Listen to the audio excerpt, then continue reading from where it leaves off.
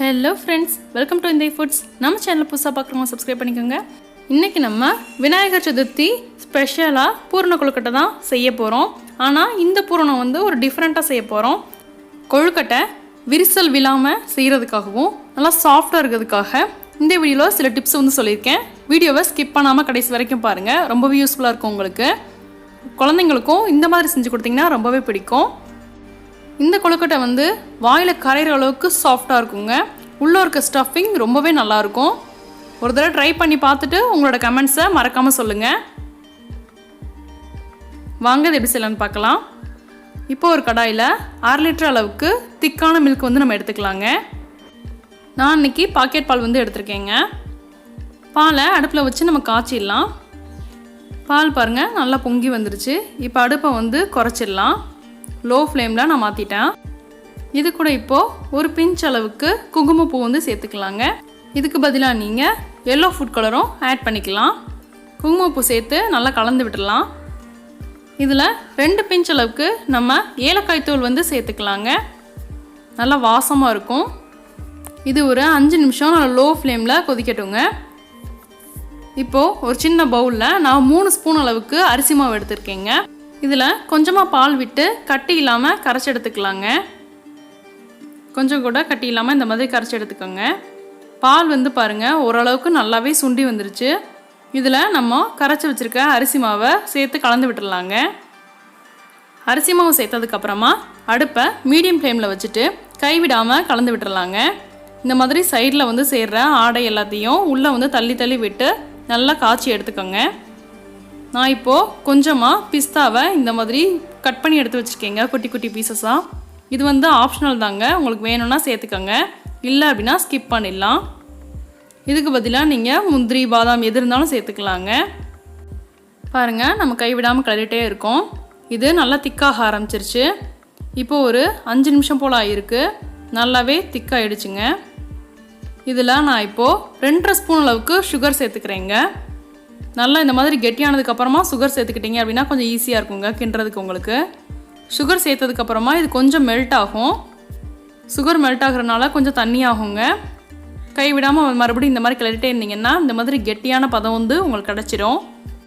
இது பேனில் இந்த மாதிரி ஒட்டாமல் வரணுங்க. நல்லா சுருண்டு வருது பாருங்கள், கொஞ்சம் கூட ஒட்டவே இல்லை பேனில். இந்த பதம் வந்ததுக்கப்புறமா நம்ம வந்து அடுப்பை ஆஃப் பண்ணிடலாங்க. இதை கொஞ்சம் நேரம் ஆற வச்சிடலாங்க. நீங்கள் முத நாளே கூட இந்த மாதிரி செஞ்சு ஃப்ரிட்ஜில் நீங்கள் ஸ்டோர் பண்ணி வச்சுக்கலாங்க. அடுத்ததாக நம்ம கொழுக்கட்டைக்கு மாவு பிசைஞ்சிடலாம். 1 கப் அளவுக்கு அரிசி மாவு எடுத்துருக்கேங்க. இதில் 1 பிஞ்ச் அளவுக்கு தூள் உப்பு, 1 பிஞ்ச் அளவுக்கு ஏலக்காய் தூள், 1/2 ஸ்பூன் அளவுக்கு சுகர் சேர்த்து நல்லா கலந்து விட்டுடலாங்க. சுகர் நம்ம ஆட் பண்ணுறதுனால அந்த வெளியில் உள்ள கொழுக்கட்டையும் நம்மளுக்கு ஸ்வீட்டாக இருக்குங்க, டேஸ்ட் நல்லாயிருக்கும். 2 கப் அளவுக்கு தண்ணியை நான் வந்து கொதிக்க வச்சுருக்கேங்க. இதில் கொதிக்கிற தண்ணி மட்டும்தாங்க சேர்க்கணும். கொஞ்சம் கொஞ்சமாக சேர்த்துக்கோங்க, மொத்தமாக சேர்த்து கலந்துடாதீங்க. இதுக்கு எவ்வளோ தண்ணி வந்து நம்மளுக்கு தேவைப்படும்னு தெரியாது, ஒவ்வொரு மாவுக்கும் டிஃப்ரெண்ட்டாக இருக்குங்க. அதனால் கொஞ்சம் கொஞ்சமாக சேர்த்து கலந்துக்கலாங்க. தண்ணி சூடாக இருக்கனால நம்மளால் கை வச்சு பிசைய முடியாது. அதனால் இந்த மாதிரி ஒரு கரண்டி வச்சு பிசைஞ்சிக்கலாங்க. நல்லா கலந்து விட்டுருங்க. அந்த கரண்டிலேயே வச்சு நல்லா மசிச்சு விட்டுருங்க. இந்த மாதிரி கொதிக்கிற தண்ணி வந்து சேர்க்கறதுனால கொழுக்கட்டை வந்து நல்லா சாஃப்டாக கிடைக்குங்க. இதுலேயே வந்து பார்த்திங்கன்னா மாவு வந்து ஓரளவுக்கு வெந்துடும். அதனால தான் நம்மளுக்கு கொழுக்கட்டை வந்து நல்லா சாஃப்டாக கிடைக்கும். நல்லா கலந்து விட்டுருங்க. நம்ம இந்த மாவில் சுகர் வந்து ஆட் பண்ணியிருக்கோங்க. நீங்கள் சூடான தண்ணி ஊற்றும் போது சுகர் வந்து மெல்ட் ஆகும். அதனால் பார்த்து வந்து தண்ணி வந்து சேர்த்துக்கோங்க. இப்போது இது கை பொறுக்கிற அளவுக்கு சூட்டில் வந்து இருக்குதுங்க. என்னால் இதை பிசைய முடியுது. அதனால் நான் இப்போயே வந்து நல்லா பிசைஞ்சு எடுத்துக்கிறேன். இதை உங்களால் முடியல அப்படின்னா ஒரு 5 நிமிஷம் போல் மூடி போட்டு மூடி வச்சுட்டு நல்லா ஆறுனதுக்கப்புறமா பிசைஞ்சு எடுத்துக்கலாங்க. நான் இப்போவே இதை நல்லா வந்து பிசைஞ்சு எடுத்துக்கிறேங்க.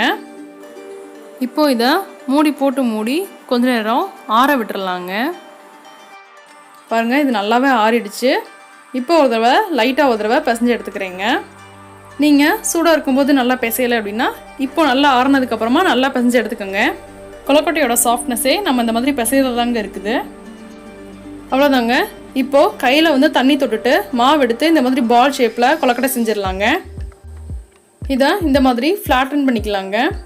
இதுக்குள்ளே நம்ம ஸ்டஃபிங் வைக்க போகிறோம். நீங்கள் கொழுக்கட்டை வச்சு வச்சுருந்தீங்கன்னா அதில் கூட நீங்கள் இந்த மாதிரி வச்சு செஞ்சுக்கலாம். இப்போது நம்மளோட ஸ்டஃபிங் வந்து ரெடி ஆயிடுச்சு. இதை நான் ஒரு 2 மணி நேரம் போல் ஃப்ரிட்ஜில் வச்சுருந்துருக்கேன். ஃப்ரிட்ஜில் வைக்கணும்னு அப்படின்றது அவசியம் கிடையாதுங்க.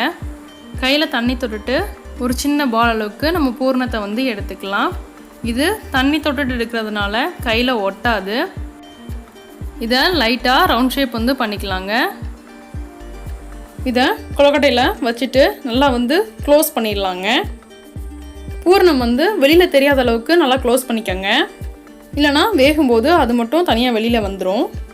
நல்லா டைட்டாக க்ளோஸ் பண்ணிவிட்டு இந்த மாதிரி உள்ளங்கையில் வச்சு உருட்டி இந்த மாதிரி ரவுண்ட் ஷேப் பண்ணி எடுத்துக்கலாங்க. இதை நம்ம வேறு மாடல்லையும் செய்யலாம்.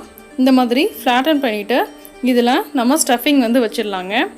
இதை க்ளோஸ் பண்ணிவிட்டு சைஸ் எல்லாத்தையும் மடித்து விட்டுடலாம். இதை நீங்கள் அப்படியே கூட அவிக்கலாங்க. இல்லை இன்னும் கொஞ்சம் டிசைன் இருந்தால் நல்லாயிருக்கும் அப்படின்னு நினச்சிங்கன்னா சைட்ஸ் எல்லாத்தையும் லைட்டாக கை வச்சு இந்த மாதிரி ஷார்ப்பான பேட்டர்ன் கொடுத்தோம்னா கொஞ்சம் நல்லாயிருக்குங்க. அச்சு இல்லாத பட்சத்தில் இந்த மாதிரி டிசைன்லாம் நல்லாயிருக்குங்க. நம்ம ஸ்டஃபிங் செய்யும்போது பால் கூட அரிசி மாவு சேர்த்து நம்ம வந்து செஞ்சுருந்தோம். அரிசி மாவு பார்த்திங்கன்னா நம்ம இப்போ ஸ்டஃபிங் வந்து உள்ளே வச்சு நம்ம அவிக்கும்போது அரிசி மாவு வந்து அப்படியே உப்பிட்டு வருங்க. அதனால் கிராக்ஸ் சொல்கிறதுக்கு வாய்ப்பு இருக்குது கொழுக்கட்டையில். அதனால் அதை எப்படி தவிர்க்கலான்றதை பார்க்கலாங்க. அவ்வளோதாங்க, இந்த மாடல் வந்து ரெடி ஆகிடுச்சு. இப்போ நம்ம அவிச்சிடலாம். ஒரு இட்லி பிளேட்டுக்கு மேலே இந்த மாதிரி ஈரத்துணி போட்டு அதில் கொழுக்கட்டையெல்லாம் கரெக்டாக அரேஞ்ச் பண்ணி வச்சுருக்கீங்க. பாத்திரத்தில் தண்ணி வந்து நல்லா கொதிச்சிருச்சுங்க. அதில் இதை தூக்கி வச்சு மூடி போட்டு ஒரு 5 நிமிஷம் வேக விட்டுறலாங்க. அடுத்ததாக ரவுண்ட் ஷேப் கொழுக்கட்டை மட்டும் ஒரு பிளேட்டில் இந்த மாதிரி அரேஞ்ச் பண்ணி அதையும் ஒரு 5 நிமிஷம் வந்து நம்ம வேக விட்டு எடுத்துடலாங்க. இதில் என்ன அப்படின்னா நம்ம பாருங்கள் கொழுக்கட்டைகள்லாம் இது பாருங்கள் கொஞ்சம் கூட விரிசல் விழாமல் வந்திருக்குது. அடுத்ததும் பாருங்கள் அதே மாதிரி விரிசலே வந்து விழாமல் நம்மளுக்கு பர்ஃபெக்டாக ஷேப் வந்து கிடச்சிருக்குது. அடுத்ததாக காட்டுறேன் பாருங்கள். அந்த கொழுக்கட்டையில் விரிசல் இருக்கும். அதே மாவு அதே ஸ்டஃபிங் தான். இந்த கொழுக்கட்டை கூட தான் சேர்ந்து நம்ம மாவு வச்சுருக்கோம். ஆனால் இந்த கொழுக்கட்டையில் மட்டும் கிராக்ஸ் விழுந்திருக்கு பாருங்கள், மற்றதெல்லாம் இல்லை. இதுக்கு நான் என்ன பண்ணேன் அப்படின்னா ஒரு இட்லி துணியில் தண்ணியில் முக்கிட்டு நல்லா தண்ணி பிழிஞ்சிட்டு இந்த கொழுக்கட்டை மேலே போட்டு அதுக்கப்புறமா மூடி போட்டு மூடின்னு அவிச்சேங்க. அதனால இந்த கொழுக்கட்டையில் கிராக்ஸ் வந்து இல்லை. இது மேலே நான் போடாமல் அவிச்சேன், அதனால தான் இந்த மாதிரி கிராக்ஸ் வந்துருக்குது. நான் இந்த மெத்தட் தாங்க யூஸ் பண்ணேன். எனக்கு வந்து கொஞ்சம் கூட கிராக்ஸ் வந்து விழலை. கொழுக்கட்டையும் நல்லா சாஃப்டாகவே இருக்குது பாருங்கள். உள்ள பூரணமும் நல்லா சூப்பராக இருக்குதுங்க. இந்த ரெசிபி உங்களுக்கு பிடிச்சிருந்தா லைக் பண்ணுங்கள், ஷேர் பண்ணுங்கள், சப்ஸ்கிரைப் பண்ணுங்கள். தேங்க்யூ.